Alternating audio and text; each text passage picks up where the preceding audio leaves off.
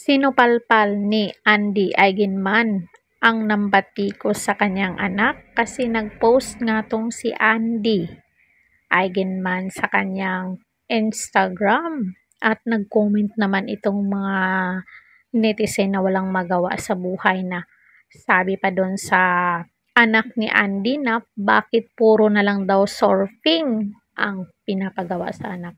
Mas maganda na yung surfing kaysa hawak ng anak mo yung iPad, cellphone, or tablet, di ba?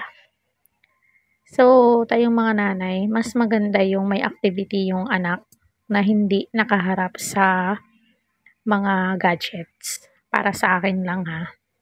Pinatulan ng celebrity mom na si Andy Eigenman ang mga pumupuna sa pagpapalaki ng kanyang mga anak, lalo na kay Lilo.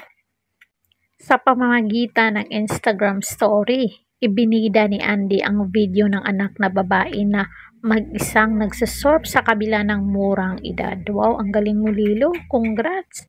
Siyempre naturuan to ng tatay, ang galing mag-surf ng tatay. Kalakip niyan ang kanyang caption na tungkol sa isang unsolicited advice na ang sabi ay dapat ipasok sa paaralan ang kanyang anak imbis na puro pagsusurf ang inaatupag. Grabe naman kayo kung makapangialam wagas.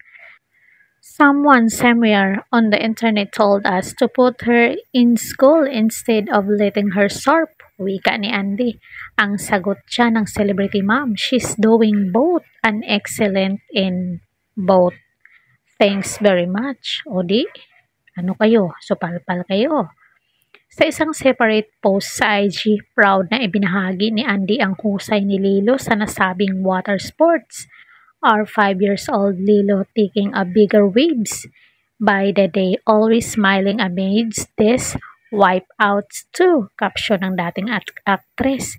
Kwento pa niya, they choose to start most of their morning this way. A surf sesh, skate sesh, or just a nice walk outside with Papa Philmar.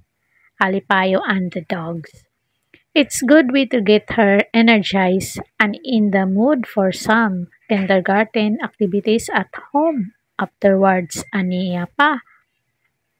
Kung maalala noong Hunyo, proud na flinex ni na Andy at Philmar ang isa pa nilang anak na si Kowa dahil sa astig nitong surfing skills na walang kasama kahit ito ay nasa edad 3 pa lang.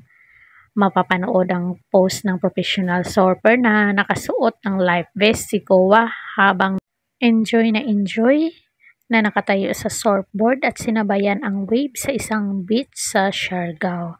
So anong sa inyo dito Marites? Mas maigi sigurong mag-surf na lang kayo para hindi na kayo mangialam sa mga post ng iba. So hanggang dito na lang. Don't forget to like, share, and subscribe Coridad Official TV para updated kayo lagi. And thank you so much.